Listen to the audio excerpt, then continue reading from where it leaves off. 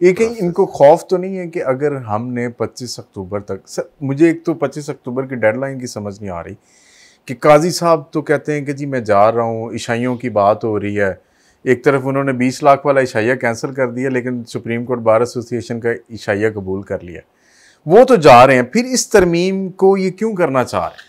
देखें ना जी, अब जब तक सांस तब तक आस।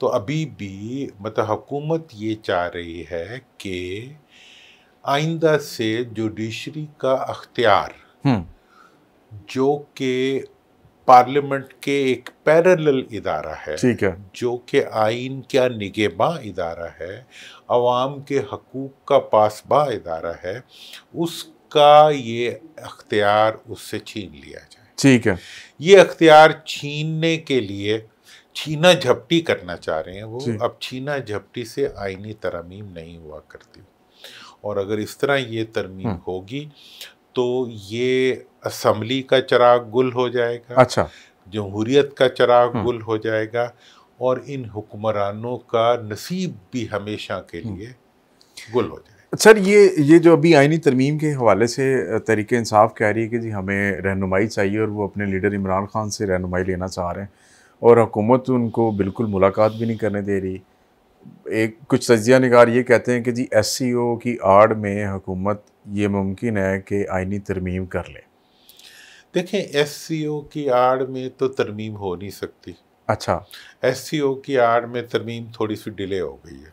ठीक है, मैंने भी आपको पता बिल्कुल है, हमारी प्रोग्राम में बात हुई थी, मैंने बात की थी कि जी इन्हें डिले कर देना चाहिए। मौलाना ने भी प्रेस कॉन्फ्रेंस करके यही मुतालबा किया। प्रैक्टिकली वो उसी तरह हो गया, लेकिन वो अपना खेल कूद कर रहे हैं। लेकिन मुझे हमेशा आपकी एक बात बड़ी याद आती है, जब भी हम प्रोग्राम या किसी जगह बात करते हैं और मौलाना साहब हमेशा कहते हैं कि मैं इनके साथ नहीं हूँ, तो आपने ये बात कही थी मौलाना अपोजिशन का हिस्सा थे, हैं और रहेंगे। जी बिल्कुल, और वो रहेंगे। अब उसकी वजह भी सुन लें, मौलाना सियासतदान है, मौलाना अवाम में है, अवाम में रहेंगे, और अवाम में उन्हें रहना चाहिए। अवाम इस वक्त हुक्मरानों के साथ नहीं है। हुक्मरान जो हैं वो अवाम के ना होने का इंतकाम या निज़ाम से लेना चाहते हैं या अवाम से लेना चाहते हैं। ठीक है, वो खुद इबरत का निशान बन जाएंगे। अच्छा सर, इस सारे मामले में नवाज शरीफ साहब हम देख रहे हैं कि काफ़ी दिनों से बिल्कुल गायब है। नवाज शरीफ साहब की नज़रियाती सियासत ऐसे लगता है जैसे ख़त्म हो गई है। क्या वजह है? नवाज शरीफ साहब के करीब जो लोग खुशामदी थे उनकी वजह से ऐसा है कि नवाज शरीफ साहब इस सिस्टम से इररेलेवेंट लग रहे हैं, या नवाज शरीफ साहब के भाई हैं या बेटी है? आपको क्या समझ आई? देखिए, नवाज शरीफ साहब को ये एज रहा है कि उन्होंने हमेशा दो कश्तियों में सफ़र किया है। एक जमहूरियत की कश्ती होती ठीक है, और एक मफादात की कश्ती होती थी, और वो बड़ी महारत से दोनों को, जब ये पीछे होती थी तो इसमें बैठ करते थे, ये पीछे होती थी इसमें बैठ कर, मतलब जैसे वो मतलब ज़ियाउल हक साहब के साथ लग के वो इक़्तिदार में आ गए, ठीक है जी। फिर वो जनाब वज़ीर आज़म बन गए, तो इसहाक़ साहब थे लड़के, वो अवामी रहनुमा बन गए, फिर उधर हो गए। उसके बाद फिर बीबी के साथ उन्होंने COD चार्टर ऑफ डेमोक्रेसी कर लिया। अगले दिन वो अदालत में जाके उनके खिलाफ खड़े हो गए। उसके बाद फिर उन्होंने नारा लगा दिया, जब वो दोबारा निकले 18 में, वोट को इज्जत दो।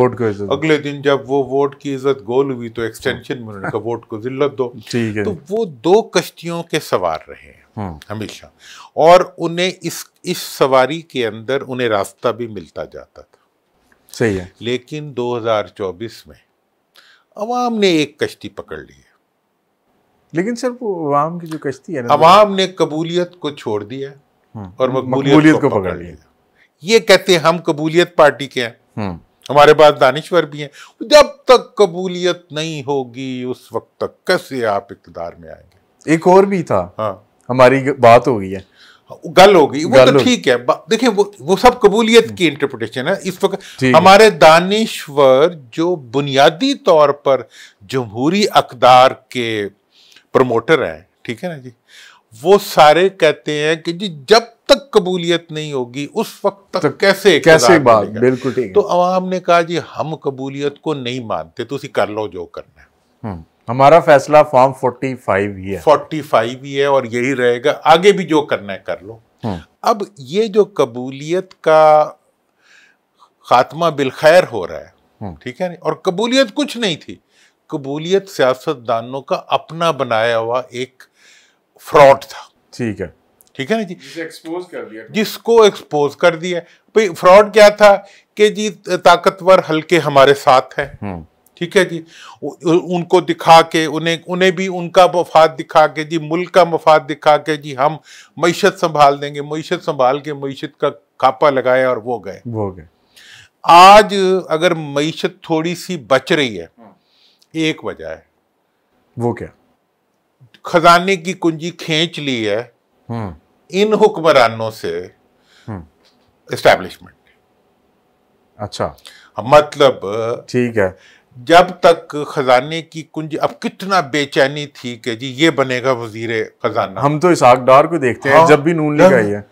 अब ये है कि जी खजाने की कुंजी इसहाक डार साहब के पास नहीं है, तो यहां तो बेचैनी है। अब वो कहते हैं कि जी कानूनी आईनी अमेंडमेंट करो, आईनी अमेंडमेंट के जरिए जो है इसको कमजोर करो अदलिया को, और अदलिया को कमजोर करके तो फिर कुंजी को वापस लाने के तरीके लाओ, क्योंकि अगर ये कुंजी ना आई, खजाना भरता जाएगा, हम गरीब हो जाएंगे, अवाम खुशहाल हो जाएंगे, SIFC चल पड़ेगी, तो हमारा क्या बनेगा?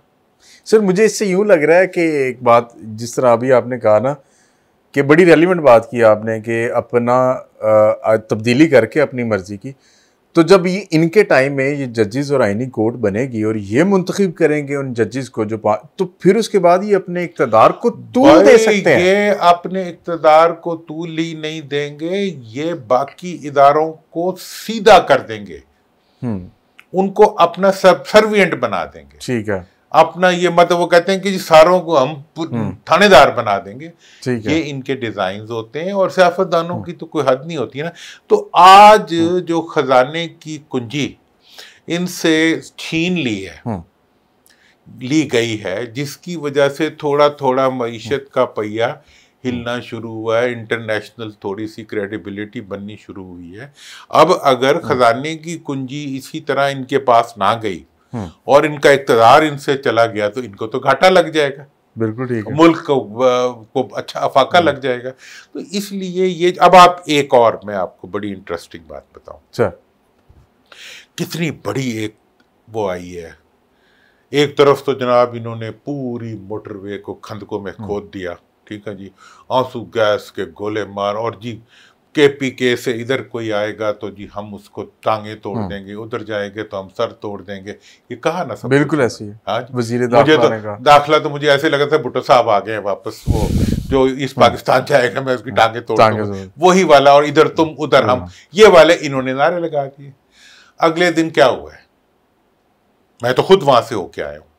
ये आप वो उस प्रेस कॉन्फ्रेंस की बात कर रहे हैं? जी, मैं अपने हिक पे गया और मैंने पार्लियामेंट में जाके उनके, आपको पता है आज से 30 साल पहले मैं पेशावर गया था। अच्छा। और मैंने लाहौर में मेरा एडमिशन था, टेक्सला में था, मैं छोड़ के पेशावर में मैंने इंजीनियरिंग में एडमिशन लिया। मैं उनका ज़ेरे बार हूँ, उन्होंने मुझे इल्म से नवाजा है। लेकिन इससे एक और हिस्ट्री भी है। आज से 80 साल पहले मेरे वालिद साहब जब MA LLB अलीगढ़ से करके आए थे, पाकिस्तान बनने से पहले, उस वक्त वो गए थे पेशावर। अच्छा। इस्लामिया कॉलेज पेशावर यूनिवर्सिटी में, बड़ी हिस्ट्री है उसकी। उन्होंने एक कोर्स किया था एजुकेशन से रिलेटेड। ठीक है। तो जब मेरा एडमिशन हुआ तो उन्होंने मुझे कहा कि नहीं तुम पेशावर चले जाओ, ये छोड़ो पेशावर जाओ। अच्छा। वहाँ चला गया। तो मेरा प्यार है वहाँ पे, मेरे सारे दोस्त वहाँ पे हैं, तो मैं वहाँ गया। मुझे दुख लगा कि जब वहां से आने वालों अटक कोई पार करेगा तो हम ये कर देंगे वो कर देंगे। पाकिस्तान है ये सबका पाकिस्तान है। ना अटक की लाइन हम मानते हैं, ना ओबाड़ो की लाइन मानते हैं, ना लसबेला की लाइन मानते हैं। मुझे एक बात बताएं, ये फॉर्म 47 वाले अपने आप को इस महीने कहा जा रहा है कि ये महीना बड़ा क्रूशियल है, ये बचाने में कामयाब हो जाएंगे बाय हुक एंड क्रूक? देखें जी, फॉर्म 47 जो है उसका एक सिरा मेल्ट हो गया। वो क्या? KPK के अंदर फॉर्म 45 की हुकूमत है। ठीक है। ये बात मैंने वहां उनकी असेंबली में बैठ के की। मैंने कहा कि आपकी यहाँ पे फॉर्म 45 की हुकूमत है। ठीक है। हकीकत में आपकी पूरे पाकिस्तान की नुमाइंदा असेंबली है जो यहाँ बैठी हुई है। जो जेन्युइन वोट से है, जो जेन्युइन वोट से आई है। इसलिए आप पे जिम्मेदारी बनती है कि आप पाकिस्तान के मुहाफिज वैसे बने जैसे कायदे आजम के कहने के ऊपर फाटा निकला था, ठीक है, जैसे कायदे आजम के कहने के ऊपर फाटा के लोगों ने कश्मीर, आजाद कश्मीर को आजाद कराया था, और पाकिस्तान की यहाँ तो यूनियनिस्ट पार्टी ने कब्जा किया हुआ था अंग्रेजों, अभी भी वही तकरीबन।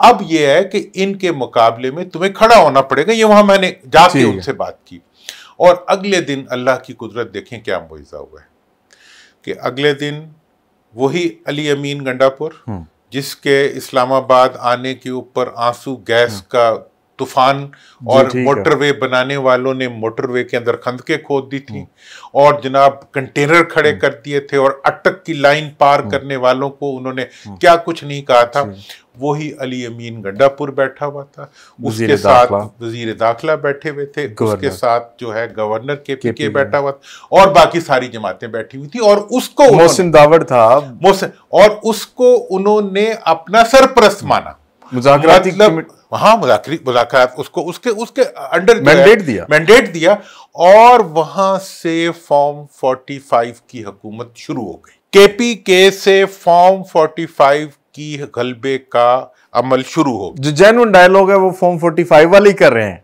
जो जेन्युइन, देखें क्यों ये कामयाब रहा कि वहां की हुकूमत जो थी वो फॉर्म 45 की थी। 47 वालों को 45 वालों की जरूरत पड़ गई इस जगह पे आके, यहाँ पे आके पाकिस्तान को फॉर्म 45 की जरूरत पड़ी। अच्छा। और फॉर्म 45 ने